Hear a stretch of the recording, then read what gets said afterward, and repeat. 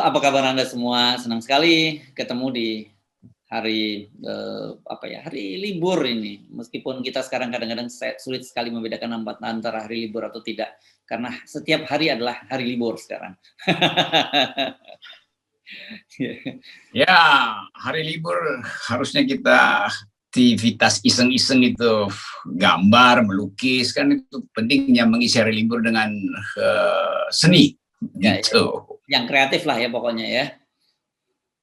Memang yang kreatif itu nambah imunitas justru kan, mempertinggi daya tahan estetik kita. Apalagi menjelang 17 Agustus kita mesti bayangkan bahwa pejuang-pejuang kita banyak yang sangat kreatif sehingga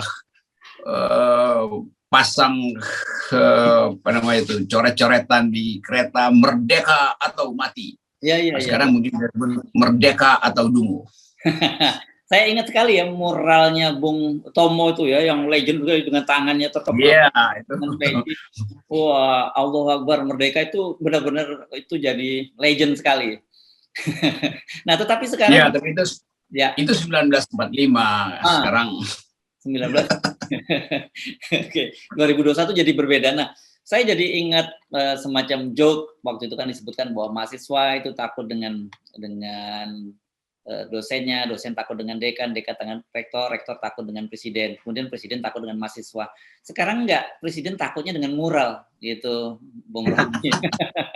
Karena gara-gara mural di Tangerang itu, saya nggak tahu di Karawaci atau di mana tepatnya itu dihapus, terus sekarang malah jadi trending. Harusnya kalau kemarin orang diem-diem aja nggak ribut-ribut, orang nggak tahu ada mural semacam itu. Tapi gara-gara overreaktif ya dari aparat di level bawah, jadinya malah trending itu mural. Ini soal yang berulang terus, seolah-olah orang nggak boleh memparodikan presiden. Kan prinsipnya dari dulu, presiden itu adalah sosok yang dipilih oleh rakyat. Jadi ada perjanjian antara rakyat dan presiden. Apa janjinya? Ya kampanye presiden, itu yang jadikan ditagih oleh rakyat. Nah kalau presiden nyimpang-nyimpang dikit, ya diledek dikit oleh rakyat. Kalau nyimpang banyak, diledek banyak oleh rakyat. Kan itu namanya kenikmatan berdemokrasi. Ini cuma ledekan-ledekan kecil. Kalau ledekan gede namanya makar. Tapi kan orang bikin mural yang udah pernah kita bahas bahwa itu ekspresi aja. Jadi kalau presiden dan aparat apalagi terlalu tegang, lalu nanti diburu bahwa di semua laptop mahasiswa itu pasti ada mural not found. Karena dia mau buka situs-situs yang mungkin situs pornografi juga kan dilarang. Jadi dicegah oleh Kemeninfo kan, statusnya ditutup. Jadi kalau keluar not found, itu artinya mungkin itu situs teroris atau itu situs pornografi. Nah kalau Presiden Jokowi not found, apakah dia teroris atau dia pornografi wajahnya? Kan itu sulitnya. Nanti analisanya jadi panjang itu. Ya makanya sebenarnya kan sudah kita bahas kemarin dan kita tidak menduga bahwa kasus itu justru jadi sangat viral, justru malah ramai di media. Dan kalau saya jadi Pak Jokowi atau jadi orang istana, saya tegur itu lurah, polisi sama Satpol PP yang menghapus mural itu gara-gara mereka itu justru malah heboh kan begitu. Ini ajaibnya nih, kalau kita memuji presiden, muralnya nggak bakal dihapus. Kalau ngeledek justru dihapus. Padahal dua-duanya statusnya adalah ekspresi pujian dan ekspresi kritik. Itu sama aja, itu statusnya sama tuh, itu kritik. Nah, seringkali orang lupa bahwa presiden itu bukan raja. Memang dulu ada prinsip the king can do no wrong itu. Sovereignty immunity yang kemudian bahkan dipakai dalam hukum perdagangan, dalam hukum perdata, bahwa raja itu tidak boleh dihina karena raja mewakili Tuhan, mewakili rakyat, dan mewakili dirinya sendiri. Jadi dulu disebut raja tidak mungkin bersalah karena itu nggak boleh dikritik, karena dia sekaligus menyatu antara dirinya, rakyatnya, dan Tuhan. Raja selalu anggap dia dapat mahkota dari Tuhan. Raja selalu anggap bahwa dia adalah pemimpin dari rakyat. Raja selalu anggap bahwa dirinya itu adalah negara, itu l'état c'est moi itu. Itu dulu, itu 300 tahun lalu. Kemudian itu dibatalkan oleh demokrasi bahwa raja bisa diganti, karena itu bisa dikritik, karena itu prinsip the king can do no wrong itu nggak berlaku lagi. Nah, Pak Polisi kadang-kala nggak belajar itu, buzzer-buzzer nggak tahu peristiwa bahwa kita bukan kerajaan, kita berubah jadi republik, maka nggak ada lagi prinsip the king can do no wrong karena dia dipilih. Jadi diolok-olok ya boleh aja diolok-olok, disayang-sayang boleh aja disayang-sayang. Jadi itu ekspresi seni, apalagi mural. Mural itu adalah hak manusia untuk menghasilkan kreativitas. Itu intinya sebetulnya. Ya, dan Anda benar tadi, karena alasannya ini katanya mengganggu keindahan lingkungan. Jadi artinya one day kalau ada mural yang sama pujian terhadap Pak Jokowi, lurah bisa dituntut dong oleh warganya, Pak ini juga mengganggu keindahan gitu. Ya, konsekuensinya begitu nanti. Bahwa semua baliho yang muji-muji Pak Jokowi juga itu mengganggu keindahan kan. Ya, keindahan siapa ya? Keindahan orang yang merasa nggak ada prestasinya kok. Jadi mestinya dibiarkan dua-duanya, orang memuji, orang mengolok-olok, itu sama-sama adalah ekspresi keindahan itu kan. Misalnya orang lihat mural yang lukisan yang kemudian jadi mural gede yang dibuat oleh Picasso, Pablo Picasso itu, Le Guardian waktu Spanyol mengalami penderitaan akibat perang. Lalu mural itu memang mengerikan mural itu. Tapi dia ada di museum-museum dunia, dipindah-pindahin untuk ditonton orang, bahkan fotokopiannya itu beredar di mana-mana. Jadi sebaiknya dibiarin aja kan. Saya mungkin lebih senang kalau mural Pak Jokowi yang not found itu dipasang di kaos anak-anak muda, sehingga orang bertanya-tanya ini apa artinya not found. Jadi bahan pembelajaran itu. Mungkin not found karena seringkali Pak Jokowi arah pikirannya nggak bisa ditemukan kan, apa maksudnya gitu. Karena sering yang dia ucapkan beda dengan yang akhirnya berlaku di publik, maka orang anggap not found. The brain of president yang not found adalah akal presiden. Kan biasa saja itu. Ya. Itu hal yang sebetulnya lucu justru. Kan ini nggak menghina Jokowi. Ini kan Pak Jokowi tentu adalah orang baik. Itu. Sering saya katakan Jokowi adalah kepala keluarga yang baik, tapi kepala negara yang buruk. Masa saya diomelin itu karena itu? Karena saya punya alasan untuk mengatakan beliau kepala negara yang buruk, tapi dia kepala negara yang baik. Ada orang yang menganggap dia adalah kepala negara yang baik, ya silahkan, saya nggak protes juga kan. Itu, jadi ekspresi manusia itu jangan dihalangi oleh semacam kecurigaan jangka pendek. Ya, saya sekali ini terpaksa sepakat dengan Anda ini soal bahwa Pak Jokowi itu ada kepala keluarga yang baik, Bung Rocky. Karena kalau nggak kurang baik apa gitu, menantunya aja dijadikan wali kota di Medan, kemudian anaknya jadi wali kota di Solo, ya pastilah itu istilah pernyataan Anda tadi itu benar adanya lah gitu. Ya, tapi jangan dimuralkan itu ya, nanti dihapus lagi. Saya jadi teringat, jangan-jangan ini foto, karena muralnya sudah dihapus, tinggal foto-fotonya. Foto-foto itu nanti one day kita bisa menemukan di museum-museum ya, menjadi salah satu karya mungkin nggak sekelas Picasso, tapi ya kalau untuk ukuran Indonesia itu bisa jadi Picasso-nya Indonesia gitu. Nanti satu waktu Presiden Jokowi udah lengser gitu kan. Lalu orang mau cari keterangan apa peristiwa-peristiwa setahun sebelum beliau lengser. Karena mau jadi bahan studi kan. Nah ini adalah bagian dari kebudayaan. Orang melihat hubungan antara seni dan politik. Lalu orang temukan mural Pak Jokowi itu. Di mana? Ya di internet. Lalu orang bertanya, pernah itu dihapus? Iya. Setiap penghapusan selalu menghasilkan bekas. Dan bekas yang dihapus juga menghasilkan bekas. Itu yang sering kita sebut sebagai teori dekonstruksi kan. Jadi menghapus itu juga nggak ada gunanya. Karena orang akan ingat pernah dihapus. Begitu orang ingat pernah dihapus, orang jadi tahu apa yang dihapus ya. Itu intinya. Itu sama seperti video-video lucu atau video porno yang beredar di internet. Silahkan sebelum dihapus, download sebelum dihapus. Dan begitu juga. Oke, nah saya sih positive thinking karena polisi menyebut ini akan dicari siapa pembuat lukisannya ini, pembuat mural ini gitu. Karena disebutkan itu polisi tadi nyebut bahwa itu menghina lambang negara. Nah, saya sih mungkin berpikirnya gini, jangan-jangan mau dikasih penghargaan sama polisi gitu karena kenapa dia berpikir out of the box gitu ya. Nah, soal lambang negara ini kan kenapa kita sering kali salah kaprah ya. Ini bahkan seharusnya ini kan kalau zaman dulu disebut hamba wet gitu, hamba penegak hukum harusnya paham.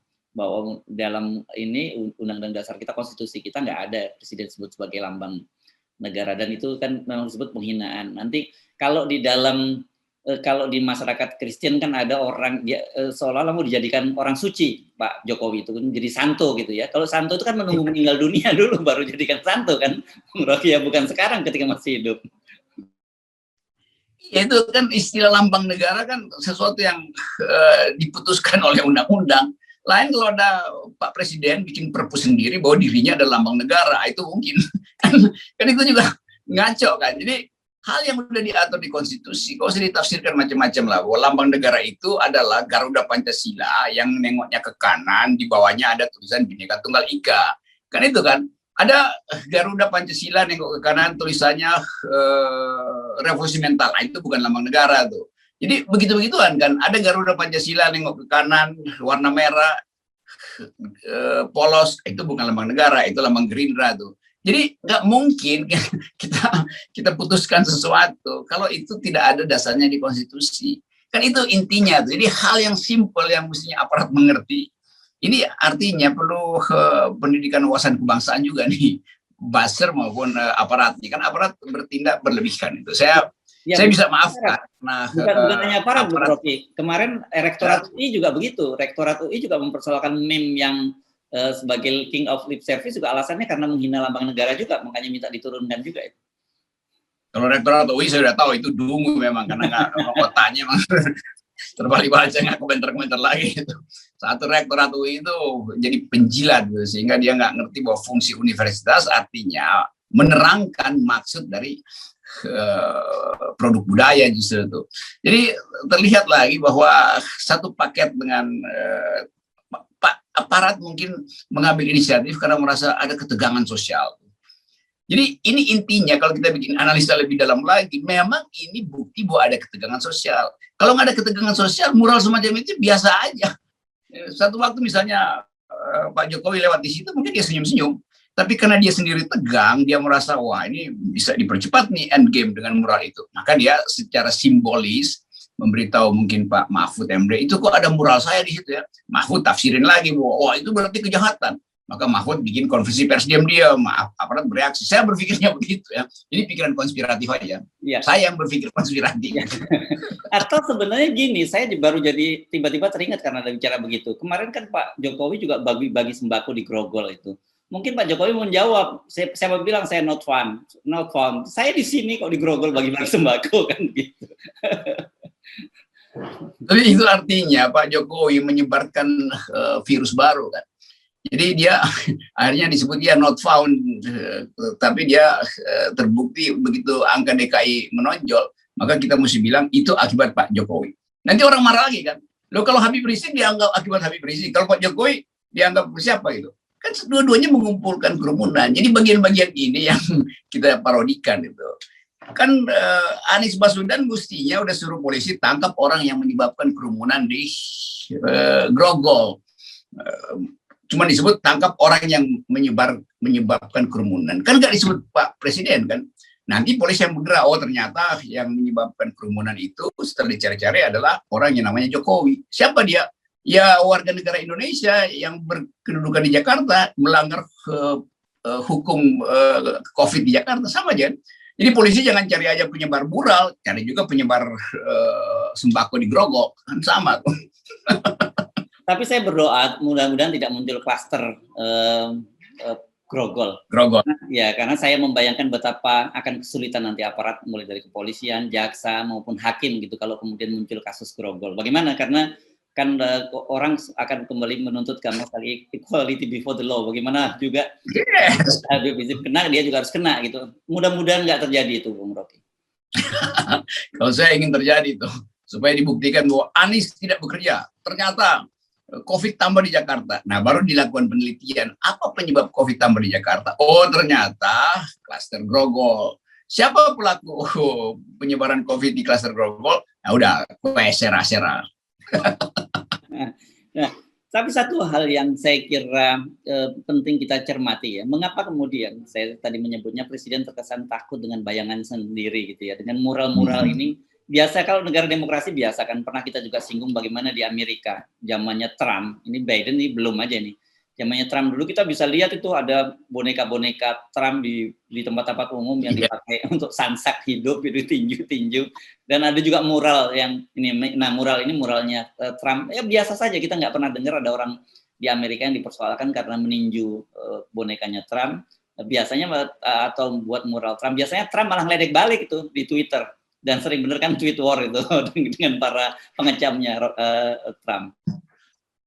Ya begitu, saya bayangkan juga Pak Jokowi sewa aja kan orang justru untuk naikin popularitasnya tuh. Bahwa itu Pak Jokowi minta itu kok mata saya ditutup. Buka dong supaya kelihatan bahwa itu Jokowi itu. Kan begitu supaya sebetulnya kan. Not found memang taruh di jidat aja karena yang not found adalah otaknya tuh. Kalau matanya kan terlihat. Kira-kira begitu diskusinya kan. Jadi Pak Jokowi mungkin juga bisa jadi budayawan radikal kalau dia mau memparodikan diri sendiri dalam upaya untuk memberi pemahaman bahwa dia tidak tersinggung. Kan itu intinya tuh. Mural itu kan ekspresi dari keadaan yang dibikin menonjol karena grafitinya tuh. Kalau cuma digambar lukisan biasa Pak Jokowi lagi pegang bendera merah putih, ya apa isi apa pesannya tuh dengan sendirinya Pak Jokowi pegang merah putih. Tapi kalau Pak Jokowi ditaruh di situ not found, itu menimbulkan kuriositas sehingga anak-anak SD juga mulai belajar apa sih artinya not found. Kenapa 404 itu 404 itu ada di situ tuh? Itu simbol apa sebetulnya? Kan itu juga pendidikan di masa pandemi kan.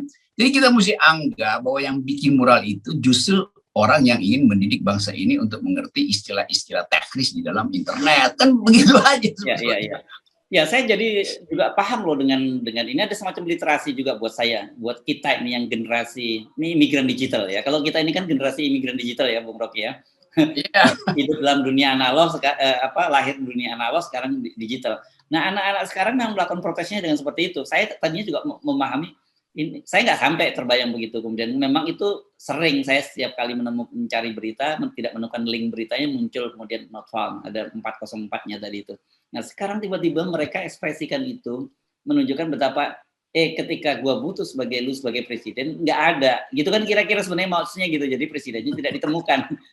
Kenapa mesti yang begini-begini menjadi soal yang sensitif? Harusnya ini adalah kita sadari, inilah ekspresi generasi digital menyikapi demokrasi di Indonesia.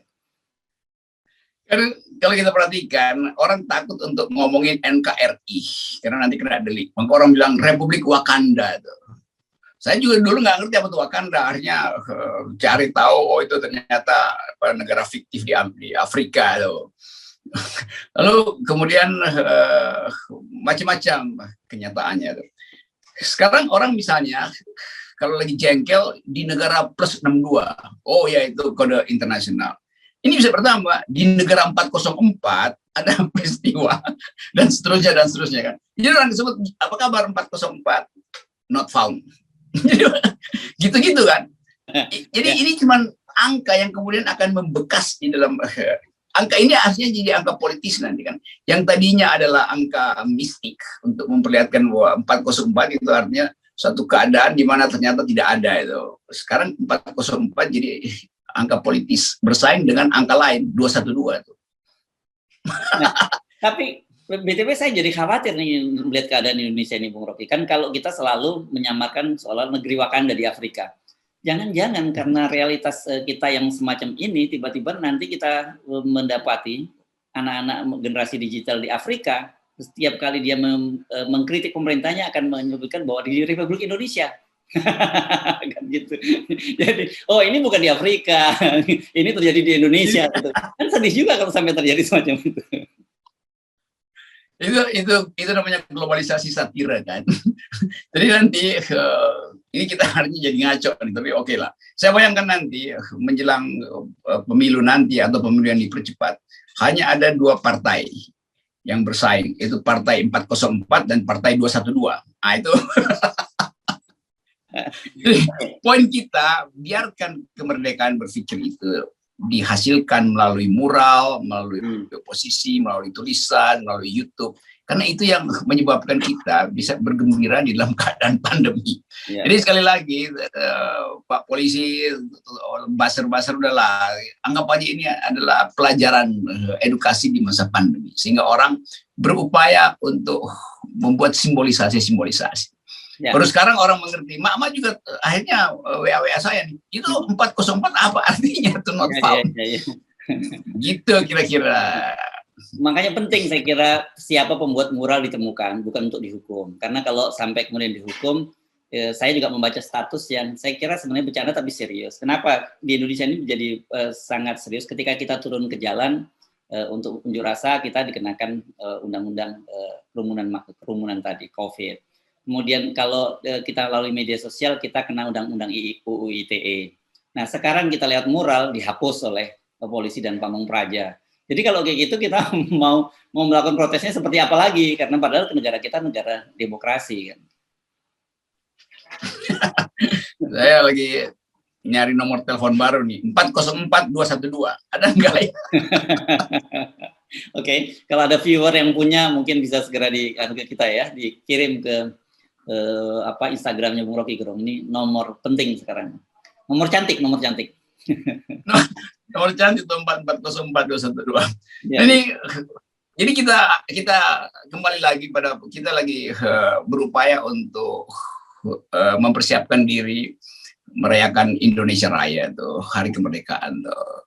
Dan dalam keadaan itu seluruh aktivitas politik seharusnya dikunci dulu lah supaya kita betul-betul fokus pada kebangsaan kita tuh. Nah ini membutuhkan satu pendinginan suasana. Nanti setelah 17 Agustus mulai lagi deh ledek-ledekan politik. Karena kita selama ini dihilangkan kepercayaan dari bangsa ini masih eksis. Apalagi kita baca berita dunia, dianggap Indonesia itu udah nggak eksis. Jadi kita tunjukkan pada dunia bahwa kita eksis, rakyatnya eksis, kendati pemerintahnya mengalami masalah. Atau rakyat kita sehat, negara kita sehat, pemerintahnya yang sakit sebetulnya. Itu pesan penting supaya kita tidak, kan ada kecenderungan sekarang orang tidak punya gairah lagi untuk menaikkan bendera merah putih itu. Orang lebih bergairah menaikkan bendera putih. Tapi seperti sinyal FNN dan logo FNN, merah itu artinya berani untuk mengembalikan kejayaan Indonesia. Mantap. Wow. Ya. Nah, saya jadi teringat juga sebuah mural yang juga sudah dihapus, katanya itu di Bangil ya, dari Jawa Timur. Saya tidak tahu apakah lokasinya betul karena nggak viral seperti ini. Kita ini situasinya sekarang dipaksa sehat di negeri yang sakit. Nah, mural itu juga dihapus oleh apa? Yes. Ya. Oke, baik. Terima kasih, Bung Rocky. Yes, hidup 404, hidup 212. Itu maksudnya nomor yang saya cari, 404212. Mantap.